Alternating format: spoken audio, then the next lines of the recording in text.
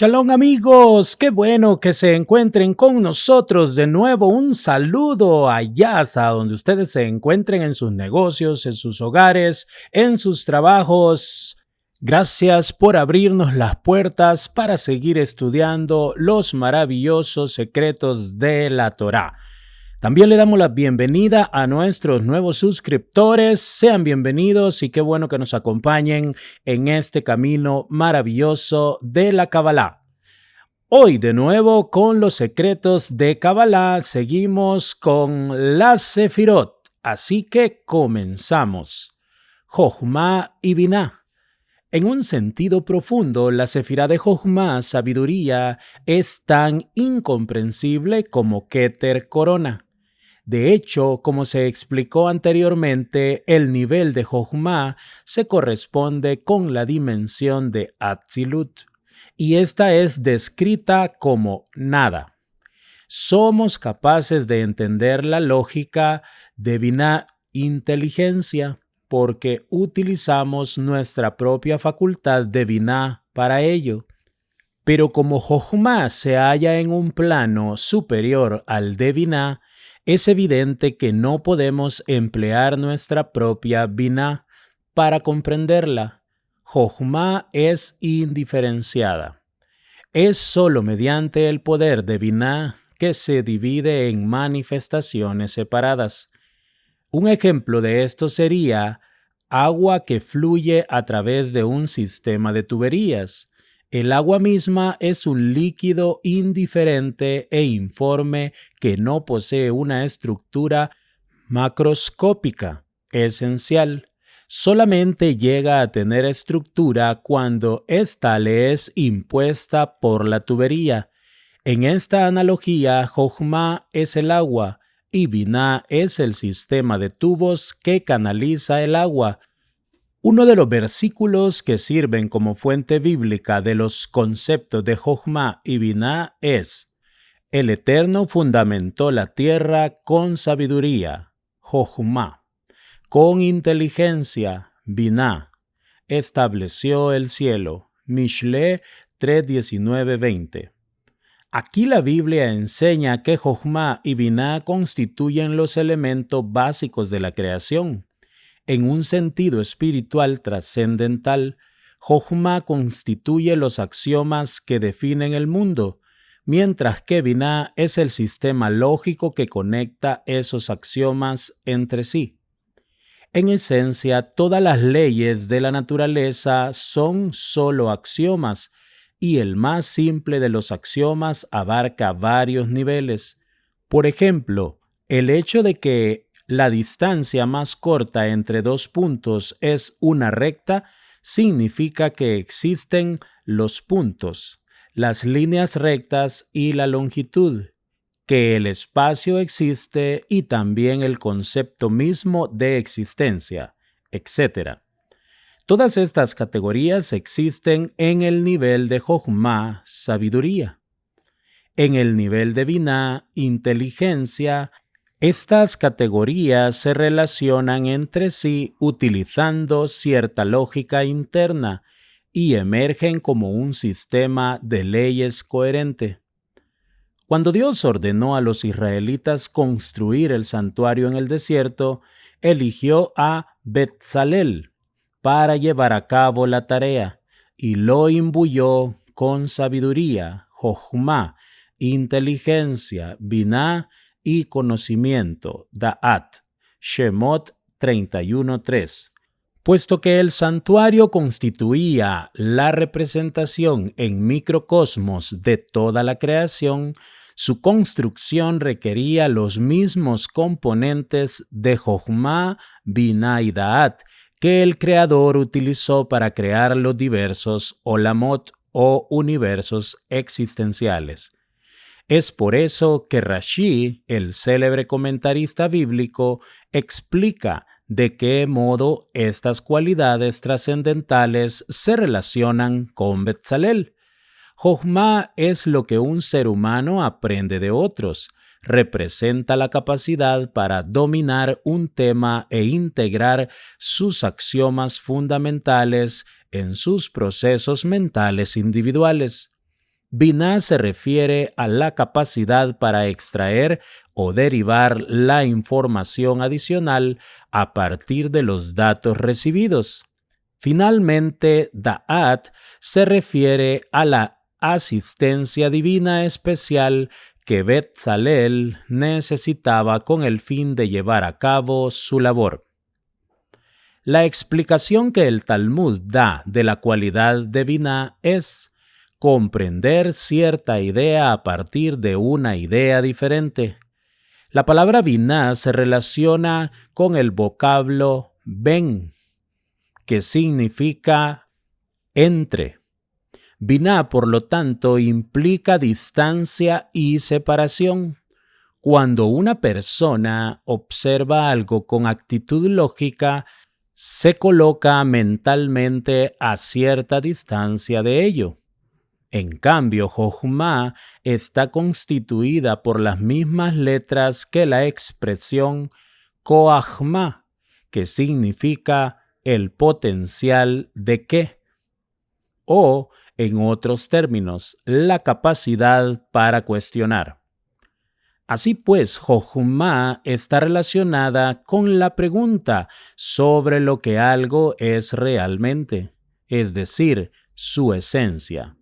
Mirar el color rojo, por ejemplo, constituye un proceso relacionado con Jochma, puesto que lo rojo solamente puede ser descrito en términos de él mismo. Solo se puede entender en la mente el concepto de rojo cuando se utiliza Jochma. Pero describirlo significaría ser capaz de separarse de lo que es en su esencia, y eso ya se relaciona con la dimensión de Binah, inteligencia. Es por esta razón que Jochma se relaciona con el hemisferio derecho del cerebro, donde se realizan las funciones no verbales, mientras que Binah se relaciona con el hemisferio izquierdo, donde residen las funciones verbales. Los maestros de la Kabbalah explican que Jochma generalmente es experimentada cuando actúa bajo el ropaje de Binah. Esto quiere decir que uno puede experimentar las funciones no verbales de la mente solamente a través de pensamientos verbales y descriptivos. El Sefer Yetzirah 1.4 habla de una oscilación deliberada entre Jochma y Binah cuando afirma: comprende con sabiduría, Jochma, y sé sabio.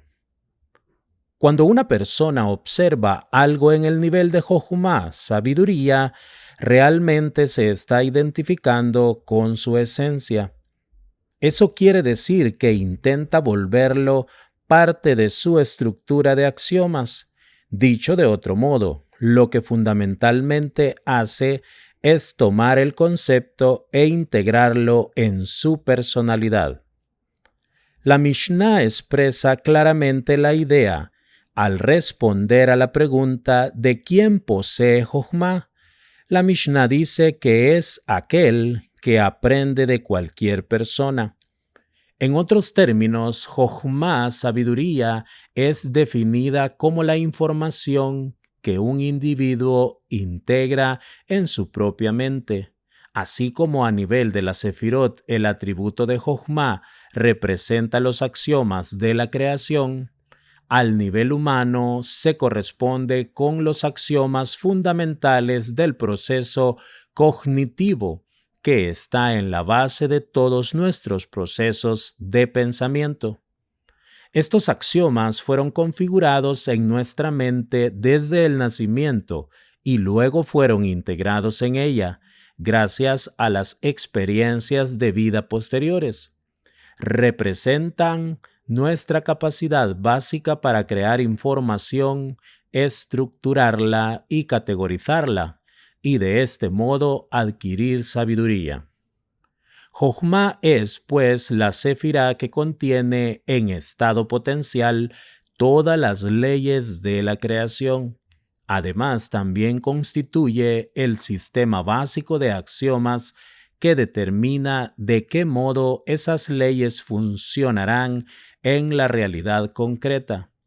Los maestros de la Kabbalah se refieren a esto cuando afirman que la luz de Jochma impregna toda la creación, desde los niveles superiores hasta el nivel inferior de Asiyah, la acción concreta. La Escritura alude a esto cuando declara: ¿Qué tan grandes son tus obras, oh Eterno? Todas las hiciste con Jochma, sabiduría. Tehilín 104, 24.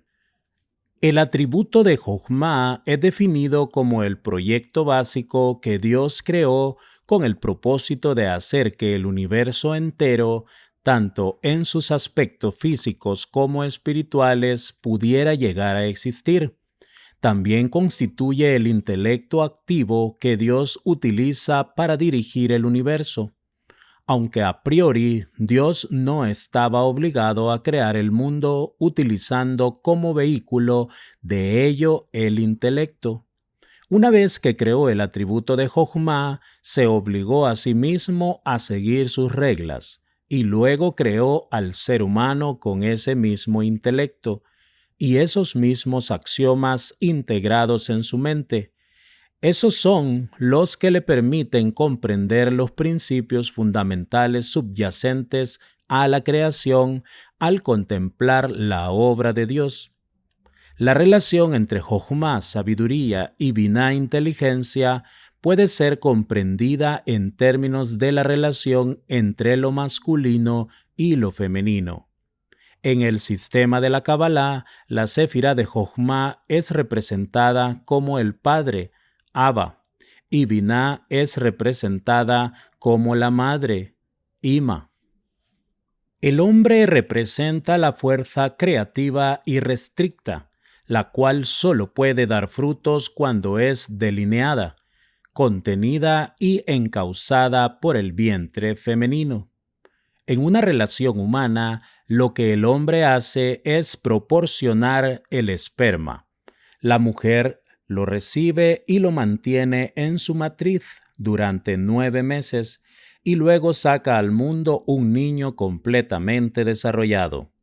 De igual modo, Jochma está constituida por una serie de datos que podemos colocar en la matriz de Biná con el fin de configurar una estructura lógica completa.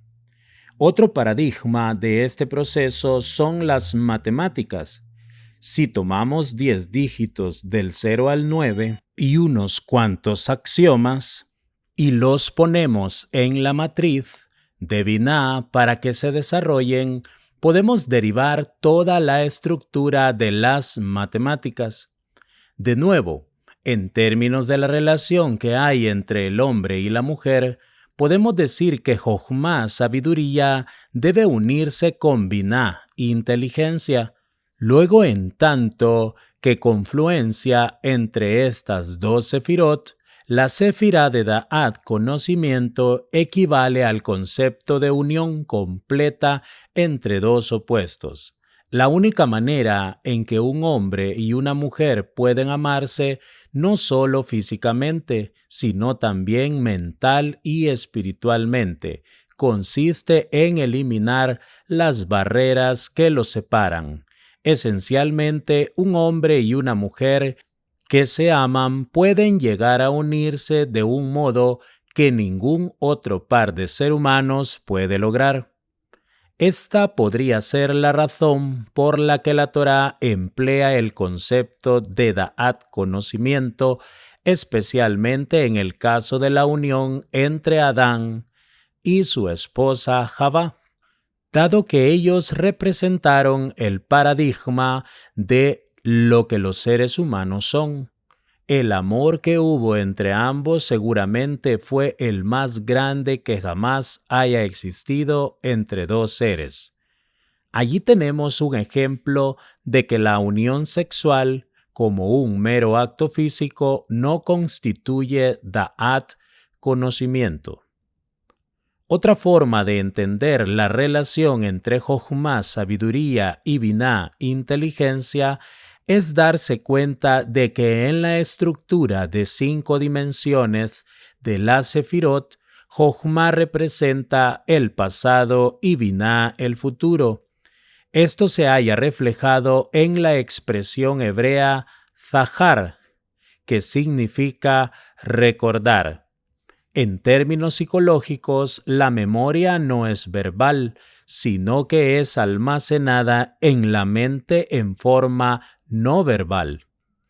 Es sólo cuando uno evoca una memoria en la superficie de la mente que adopta una modalidad verbal.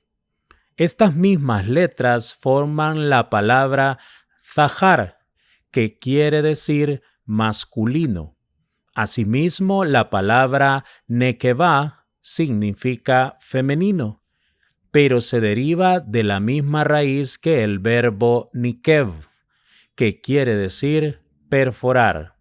El futuro no puede ser imaginado o concebido más que en términos verbales y descriptivos. Por ello, la principal manera que tenemos de conocer el futuro es extrapolar a partir de nuestro conocimiento del pasado, penetrando así en el futuro. Así pues, en su esencia, el pasado es masculino, pero el futuro es femenino. Tanto Jochma, sabiduría, como el pasado pueden ser definidos como la información que se tiene. En cambio, el futuro solo existe en nuestras propias proyecciones, que son producto de Binah inteligencia, puesto que no es más que puras conjeturas. Debemos perforar nuestra propia Binah para verlo. Jochma, sabiduría, penetra e impregna a Binah inteligencia, que es como una matriz que almacena el pasado y da a luz al futuro. Debemos recordar el pasado, Jochma, y anticipar el futuro, Binah, pero solo podemos conocer el presente. El presente es el único lugar en que realmente podemos tener Da'at. El último elemento por analizar en esta exposición de Jochma y Binah es la relación que estas 2 sefirot tienen con el tetragrama y los olamot. Las dimensiones existenciales, la sefirá de Jochma se corresponde con la primera, con la letra Yod del tetragrama, mientras que Binah se corresponde con la primera letra G. Hay varias razones por las cuales las letras Yud y G representan respectivamente los atributos de Jochma y Binah. La forma primaria de la Yod es un punto simple. Esto alude a Jochma, cuya naturaleza es también simple e indiferenciada. G tiene el valor numérico de 5, aludiendo a los 5 dedos de la mano. Por ello representa Binah, que actúa como mano, que contiene la fuerza de Jochma, distribuyéndola y canalizándola. En este sentido, el núcleo esencial de la existencia que el Creador desea otorgar contiene todos los axiomas de la creación. Como ya se indicó, los 10 enunciados que dieron origen a la creación tienen su paralelo en las 10 sefirot, en el nivel de Jochma. Estos enunciados se hallan en un estado indiferenciado, y todos ellos están contenidos en forma latente dentro de la letra Yod. Es por esta razón que Yod es Jochma, es decir, aquello que es dado. Este es también el nivel de la dimensión existencial de Atzilut. Por su parte, la mano que define la existencia y la hace disponible es Binah. Como veremos más adelante, es por medio de Binah que representa el entendimiento, y la lógica, que la dimensión existencial de Beria se origina.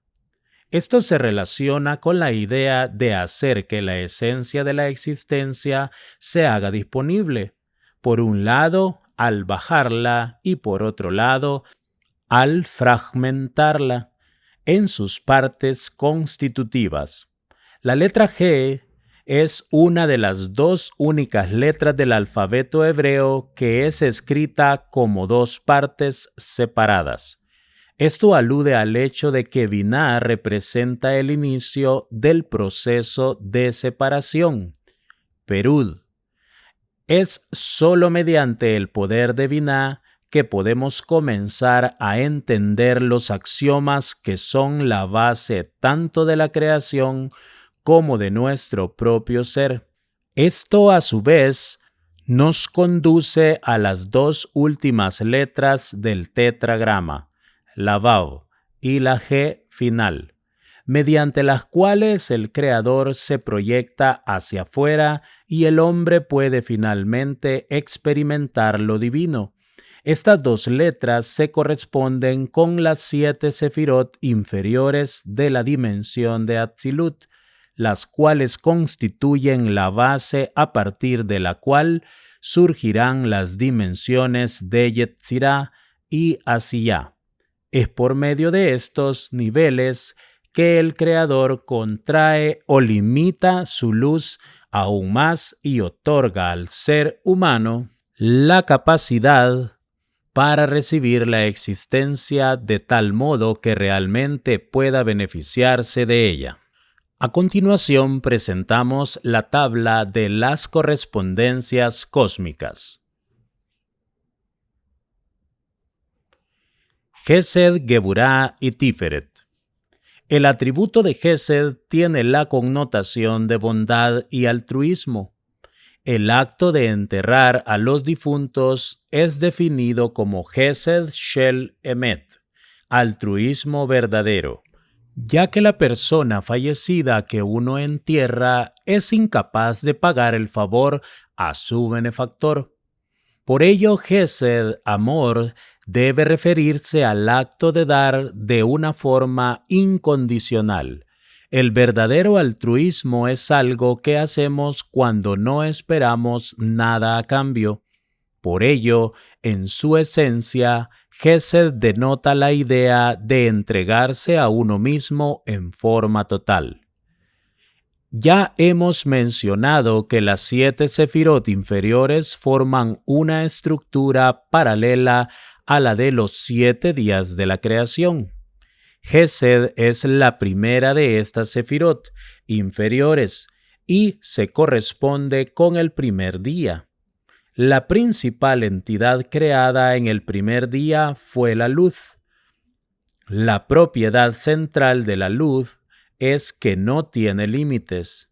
Esto se corresponde con Gesed, que también implica la idea de dar sin límites, así como la de no tener frenos ni límites e incluso, en ciertos casos, ser indisciplinado.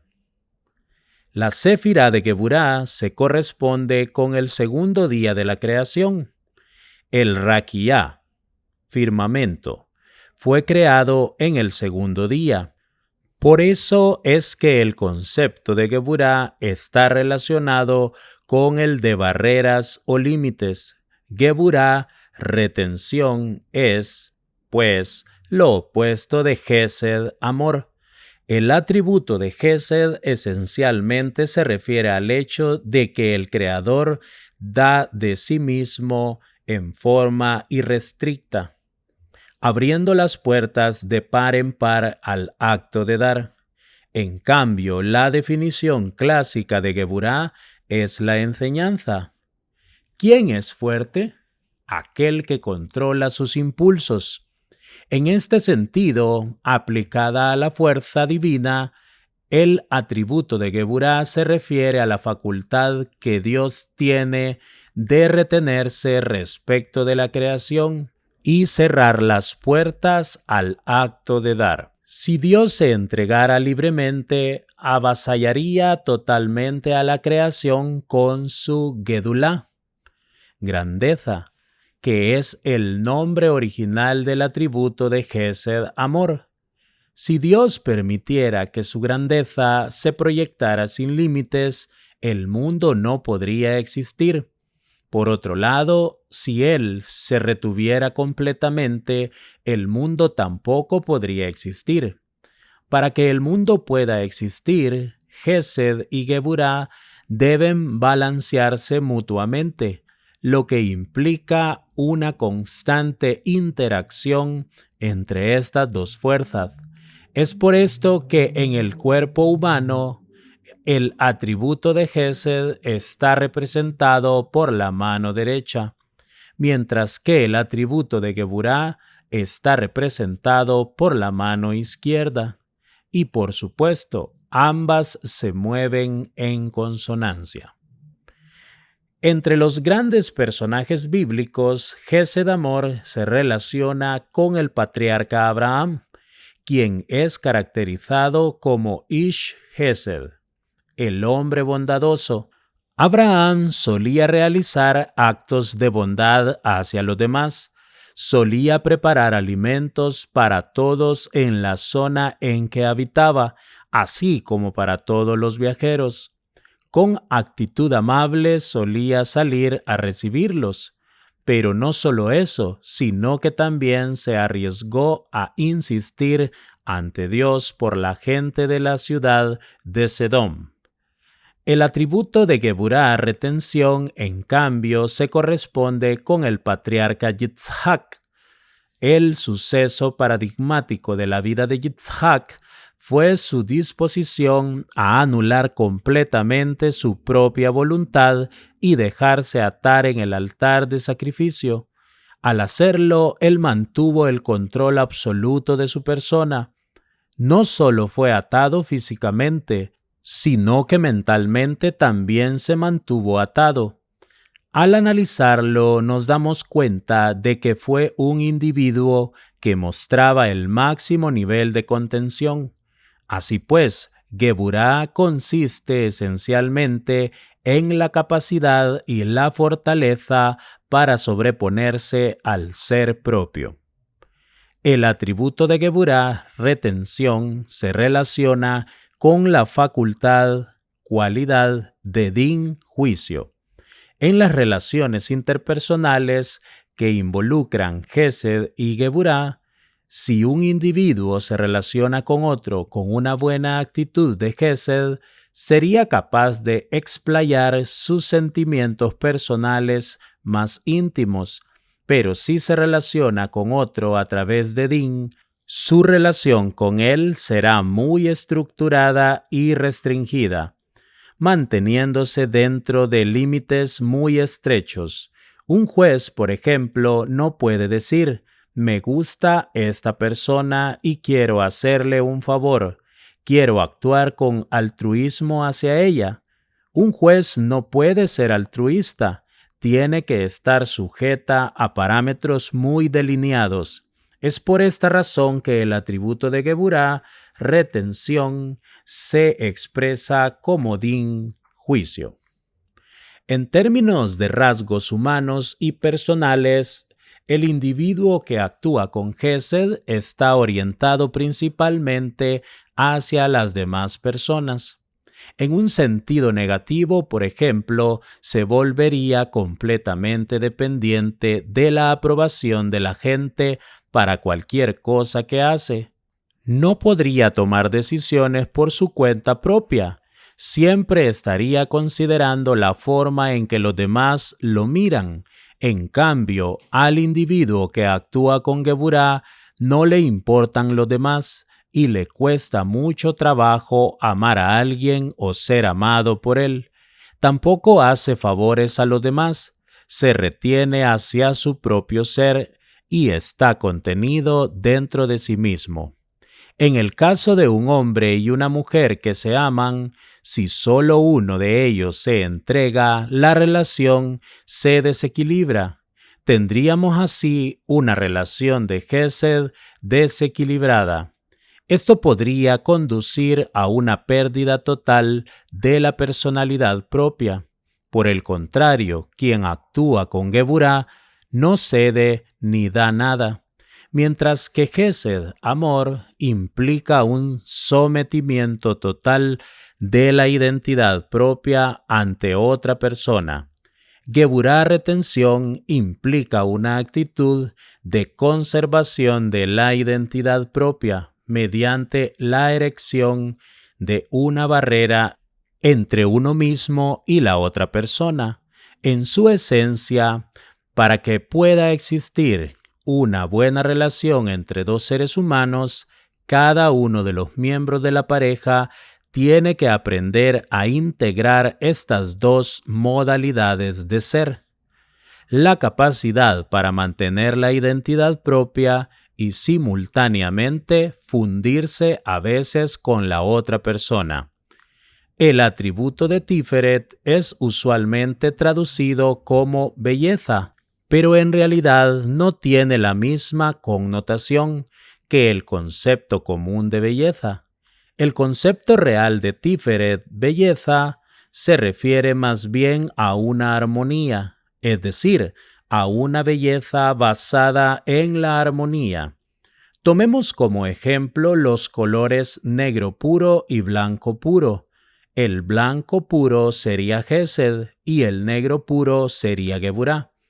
No hay armonía o belleza en cada uno de estos colores por sí mismo, pero tan pronto como se toma el negro y se lo integra con el blanco, se abre la posibilidad de realizar todo tipo de imágenes con belleza.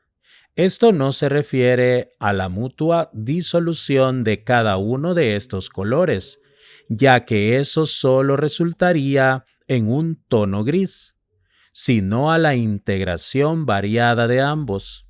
Variando un poco el ejemplo, podríamos decir también que con Gesed pura uno podría tomar una cubeta de pintura y simplemente derramarla sobre el lienzo, y con Geburá pura uno sería capaz de agarrar firmemente el pincel, pero sin ser capaz de aplicarlo al lienzo.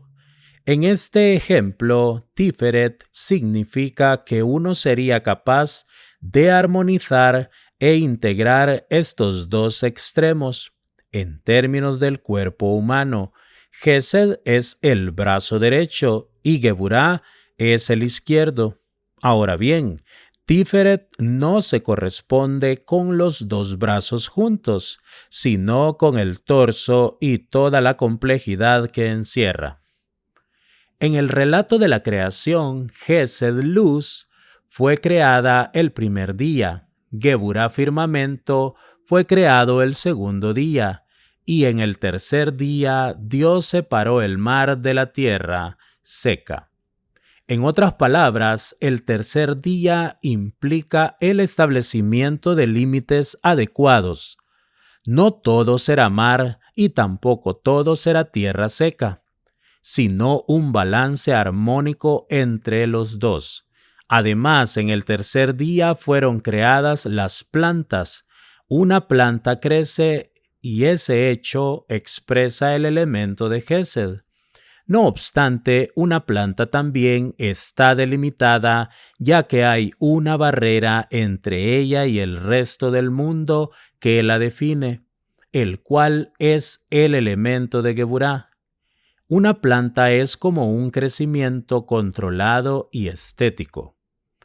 Examinando la relación entre los patriarcas bíblicos y la Sefirot, vemos que Abraham constituía el paradigma de Gesed, amor. Él es el altruista puro. Yitzhak, por su parte, es el hombre que es capaz de subyugar completamente su propia persona. La prueba evidente de esto es que después de haber sido atado en el altar, la vida de Yitzhak se convierte en un paralelo perfecto de la vida de Abraham. Cava los mismos pozos que Abraham, viaja con los Pelishtim y llama hermana a su esposa Rivka. lo mismo que Abraham había hecho con su esposa Sará. La razón de esto es que Yitzhak es un hombre que completamente rinde su propia persona. Abraham es el iniciador y el atributo de Gesed fundamentalmente significa iniciar algo nuevo. A diferencia de Abraham que inicia un movimiento histórico nuevo, Yitzhak se ve a sí mismo como su transmisor. Él es el discípulo perfecto. En este sentido, las cualidades de Gesed, amor, y Geburá, retención, pueden ser entendidas como representaciones del maestro y el discípulo. El maestro debe de ser aquel que da. El discípulo es aquel que debe anular su ego para poder recibir. Juntos representan la relación perfecta entre Gesed y Geburá. El atributo de Tiferet es el equilibrio entre los dos atributos anteriores y en este sentido representa al patriarca Jacob. La cualidad distintiva, midá, de Jacob es emet, verdad. Jacob es el primer personaje bíblico que despliega la gama completa de emociones humanas, desde el amor hasta el enojo. Jacob es un ser humano real. Si siente algo, lo expresa. Ve a Rachel, la ama e inmediatamente expresa su sentimiento hacia ella. Según el Talmud, este rasgo define a una persona veraz, que actúa conforme a la verdad. Lo que está afuera es lo que está adentro. Ahora bien, un ser humano puede ser verdadero si está en equilibrio consigo mismo, pero si se entrega completamente o se retiene completamente, no puede ser verdadero. En cambio, si está en equilibrio consigo mismo, también será capaz de sostener una relación equilibrada con otras personas. Amigos, hasta aquí la lectura de este día. Vaya que debemos de crecer en estas enseñanzas y poder aportar a nuestro interior toda una gama de sentimientos y de procesamientos para poder cambiar nuestras vidas. Hashem bendiga la obra de sus manos, queridos amigos, amigas, y que el Boré Olam nos permita seguir adelante con estas maravillosas enseñanzas. Hasta la próxima con la ayuda de Hashem.